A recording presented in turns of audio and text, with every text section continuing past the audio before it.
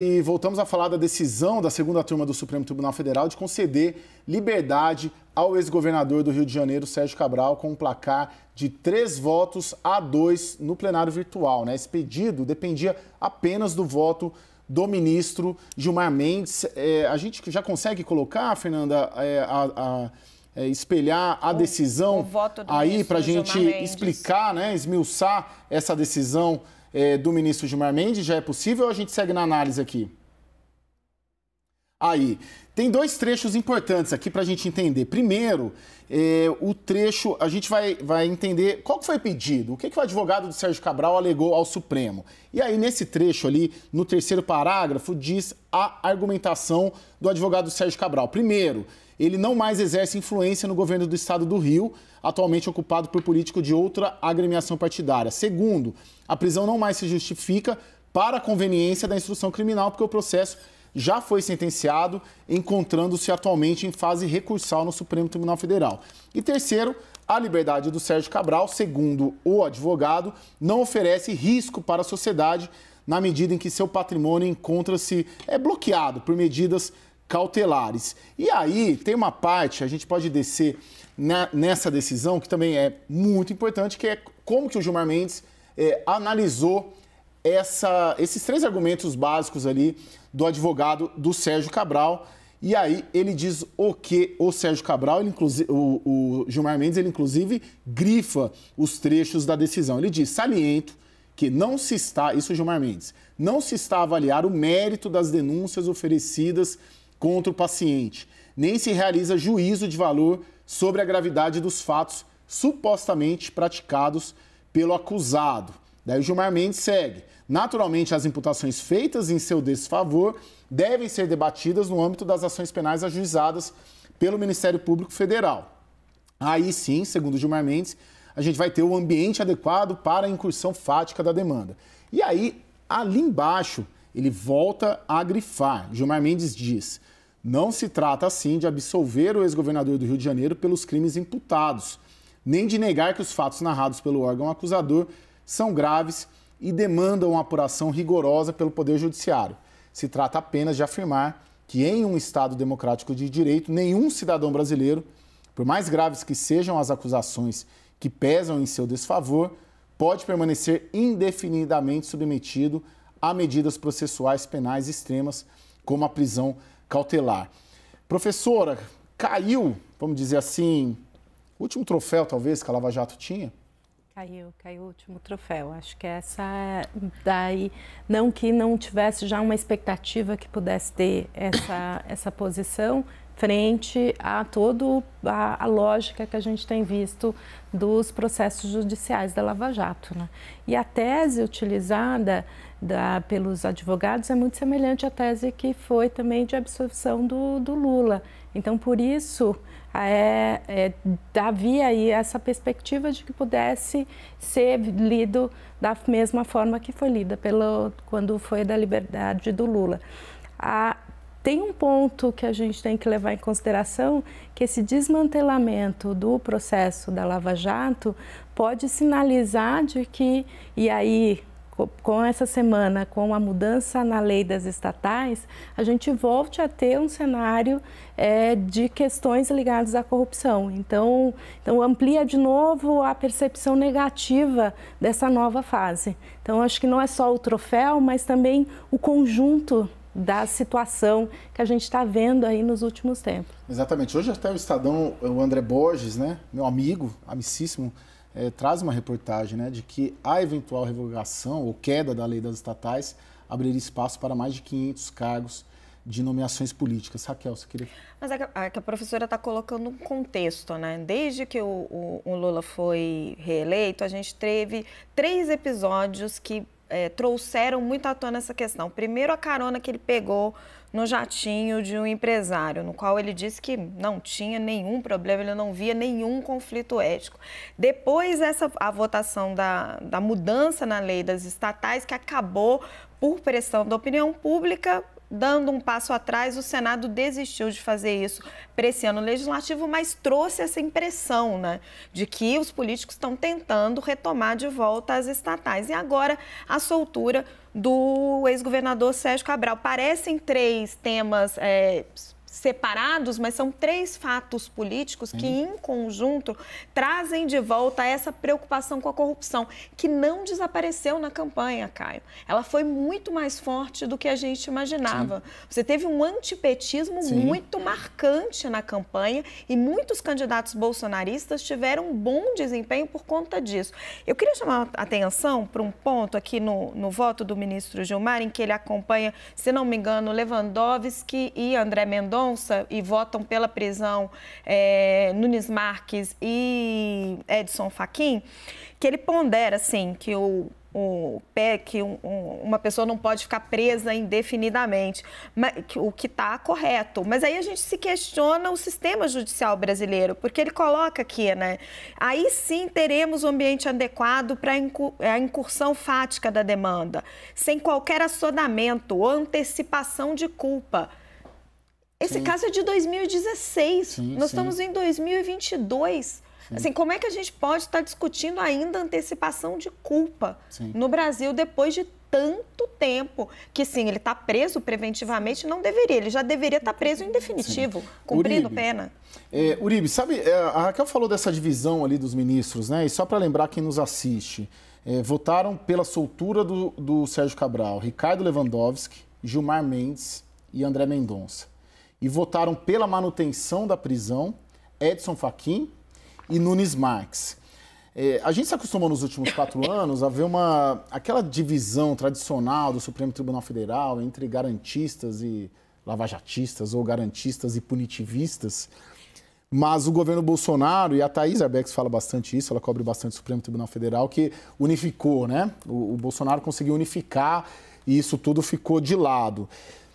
Será que a gente, numa decisão como essa, consegue mapear? Porque me chama a atenção, de um lado está o Nunes Marques, do outro lado está o André Mendonça, os dois indicados pelo Bolsonaro com posições distintas. De um lado está o Fachin e do outro lado está o Lewandowski. Qual que é a sua leitura? Isso, de alguma maneira, reaviva aquela divisão, agora com novos integrantes do Supremo, a gente vai ver isso de novo no governo Lula, um Supremo...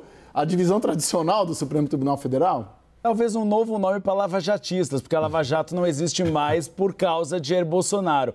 Mas a gente pode observar que Gilmar Mendes já era previsível como Ricardo Lewandowski. Gilmar Mendes sempre foi um crítico da Lava Jato. Ele se jacta, por exemplo, de dizer em conversas reservadas que a maior trunfo feito por Paulo Guedes, ministro da Economia, foi ter tirado Sérgio Moro lá de Curitiba e ter levado para o governo federal, ou seja, tirado da Operação Lava Jato. E ele próprio chama as prisões cautelares de instrumentos de tortura.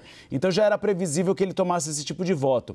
A grande ironia é André Mendonça, porque André Mendonça já elogiou no passado a Operação Lava Jato e justamente por causa desse elogio, ele foi muito criticado pelo Bloco do Centrão quando foi feita a sabatina em relação a ele. E aí ele fez um meia-culpa, não, na verdade eu estava defendendo alguns mecanismos, não todos. E agora ele se posiciona junto com o Gilmar Mendes praticamente para colocar uma pá de cal na Operação Lava Jato.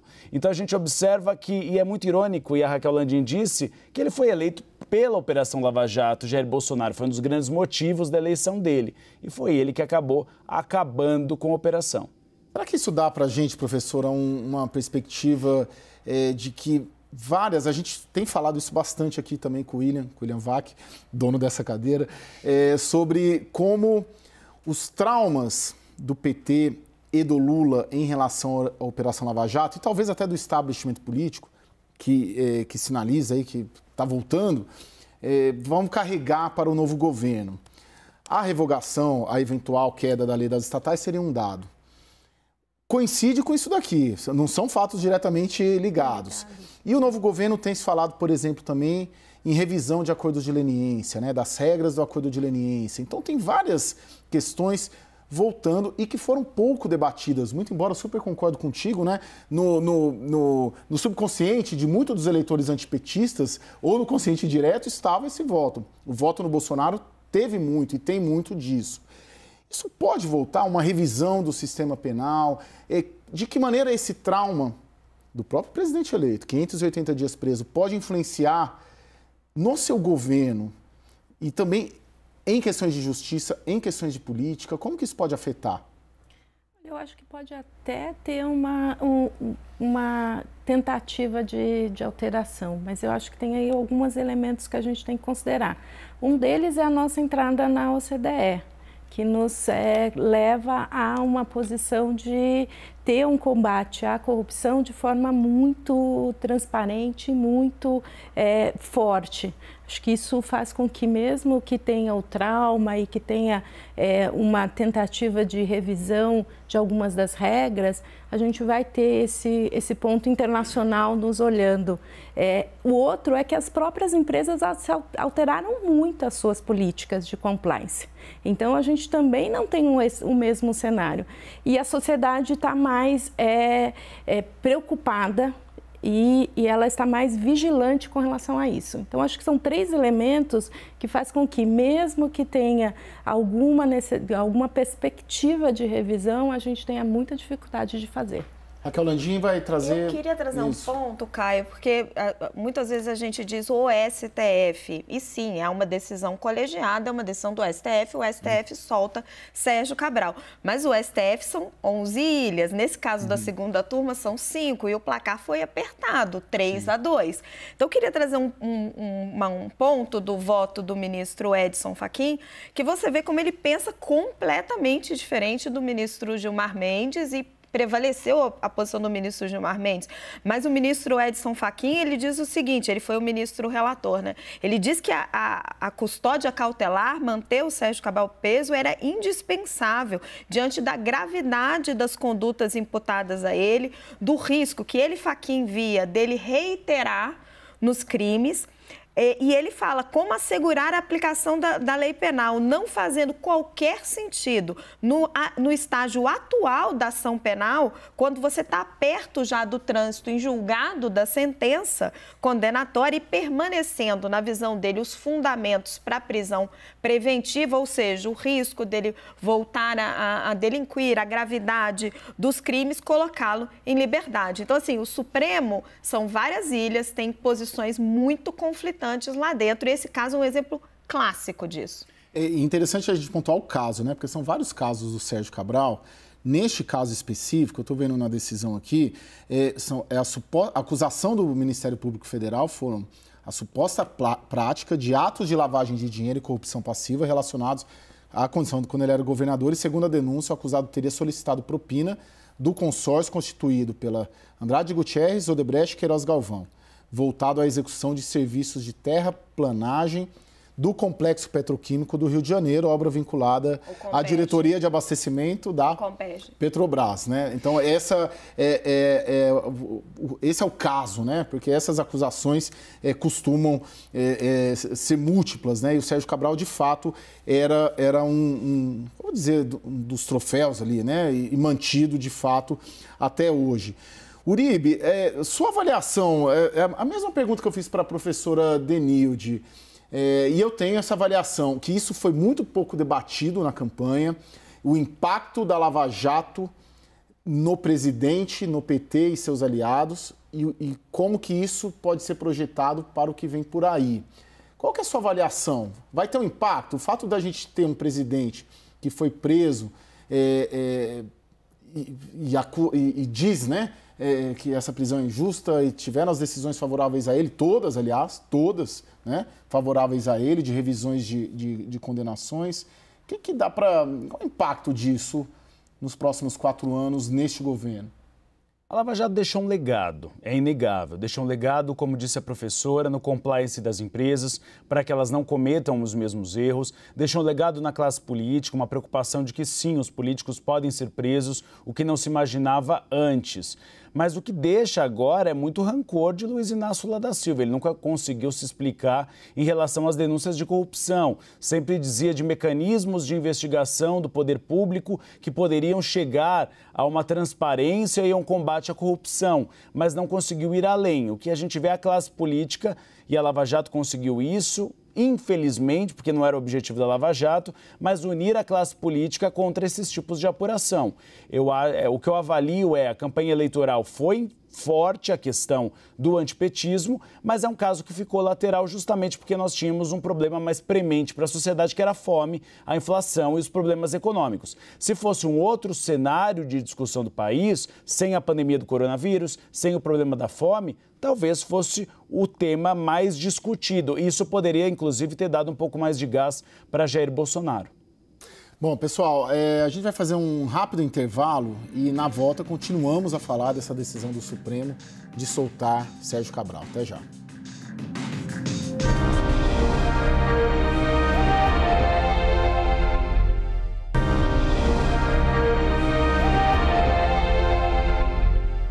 WW está de volta com Breaking News, porque a gente volta a falar da decisão da segunda turma do Supremo Tribunal Federal de conceder liberdade ao ex-governador do Rio de Janeiro, Sérgio Cabral. Vamos à análise. Gustavo Uribe, Lula tem, para ficar só em Supremo, 2 indicações para fazer. Com as aposentadorias do Ricardo Lewandowski, né? Neste ano, e do Gilmar, né? Na Rosa Weber. Da Rosa Weber, Rosa perdão. Weber. Tem tudo a ver com isso que a gente está falando. Tem tudo a ver. E ele quer 2 nomes que sejam muito ligados a ele. Já decidiu que para Rosa Weber não dá para fugir de uma mulher. E aí se procurou inicialmente uma desembargadora negra do Rio de Janeiro, mas Lula tem dito que quer o nome mais próximo dele. Em relação a Ricardo Lewandowski, também alguns nomes próximos. Um deles, por exemplo, é do jurista baiano, pegando o nome, Manuel Carlos de Almeida Neto. Ele já foi secretário-geral do Supremo Tribunal Federal, secretário-geral também do Tribunal Superior Eleitoral, é carne e unha de Ricardo Lewandowski, atuou no gabinete dele e é lulista vermelho. Inclusive, a informação que eu tenho é no gabinete dele, em Brasília, várias fotos dele com Dilma Rousseff e Luiz Inácio Lula da Silva. E aí surgem alguns nomes também cotados. Um deles, José Eduardo Cardoso, que foi advogado-geral da União durante a gestão petista, foi ministro da Justiça, petista no caso, Vadi Damus, ex-deputado federal, foi presidente da OAB do Rio de Janeiro, está agora e foi indicado por Flávio Dino para a Secretaria do Consumo, se eu não me engano, do Ministério da Justiça, é um nome muito próximo de Luiz Inácio Lula da Silva, e surge o nome também do ministro do Superior Tribunal de Justiça, Luiz Felipe Salomão. Esse é tido como carta fora do baralho, porque na verdade é uma defesa feita por Alexandre de Moraes e por Luiz Fux para essa vaga. Mas Lula já indicou para as 2 vagas, quer nomes ligados a ele e mais, nomes de pessoas com menos de 50 anos, porque ele quer ministros longevos que podem, de uma certa forma, atender seus interesses. E foi o que o Bolsonaro fez, né? Aliás, o Lula comprou 2 teses interessantes do Bolsonaro, 3 até. Primeiro, um ministro do Supremo jovem e aliado e fiel. Segundo, um procurador-geral da República que lhe seja próximo também. E terceiro, até a base aliada, né? É semelhante, porque o Lula contratou a base aliada do Arthur Lira para ele. O juiz do Supremo jovem, o procurador aliado a ele, sinônimo de blindagem. Uribe, eu gostei do sujeito que é Lula vermelho, né? Assim, deve ser interessante. Bom, tem outros nomes, né? De tudo que a gente ouve, uma influência muito grande do grupo Prerrogativas, né? Que é um grupo que organizou o jantar, que selou a união do Lula com Alckmin, atuou muito contra a Lava Jato, extremamente eram dos crítica. defensores dos acusados, muito críticos. Sim, agora abre espaço para a gente falar de combate à corrupção no governo. Porque, a rigor, quem vai ter muita força, e já tem, é o Flávio Dino, ministro da Justiça, não tem nada a ver com a Lava Jato, né? É um crítico, mas passou ileso. Tem um irmão que é um procurador... Nicolau Dino, sempre foi cotado para a CPGR. O que dá para esperar nisso? É engraçado, né, Caio? Porque como o Uribe bem colocou, quem acabou com a Lava Jato foi Jair Bolsonaro. Né? Foi ele que trouxe Moro para dentro do Ministério, bem Moro aceitou e aí acabou com a credibilidade da operação, selou a narrativa do PT de que os julgadores eram parciais. Você pode concordar com isso ou não, mas a movimentação do Moro selou essa narrativa. E o Bolsonaro foi minando ali as engrenagens da PF, interferindo a nomeação de Augusto Aras, etc. Na época do governo Dilma, o José Eduardo Cardoso ele era muito atacado pela base do PT por não conseguir controlar a Lava Jato. E agora entramos nas nomeações de Luiz Inácio Lula da Silva. Ele nomeia Flávio Dino, que é um político experimentado, mas que tem uma reputação, até onde a gente sabe, né, bem conceituado, é irmão de Nicolau Dino, que sempre teve na lista de cotados para a PGR. Os procuradores do Ministério Público acreditam que que Flávio Dino vai ser um defensor da volta da lista tríplice. Lembrando que Bolsonaro escanteou a lista tríplice para conseguir colocar Augusto Aras. E, por outro lado, o Lula nomeia Andrei Rodrigues para a diretoria-geral da Polícia Federal, um delegado também muito bem conceituado. Consultei 2 fontes que me disseram que, se ele for brecado no combate à corrupção, ele pede para sair. Mas será que o Lula vai permitir que tudo isso aconteça? Professora, em 2 palavras, rapidamente, Lula vai permitir que isso aconteça? Qual que é a sua leitura, só para a gente encerrar? Olha, eu acho que vai tentar aí ter. Acho que é tão importante a questão da corrupção, que ele vai ter que, sim, ter mecanismos e ter uma atuação diferente do que ele teve e do que foram os governos do PT. Sua colocação, por termos de governança, por termos de OCDE, por termos de relações com outros países, né? Então eu acho que acho que esse é um ponto em que ele vai ter que ser muito mais preocupado do que ele teve durante o governo dele. Professora, muito obrigado. Obrigada. Volte sempre. Obrigada. Bom final de semana.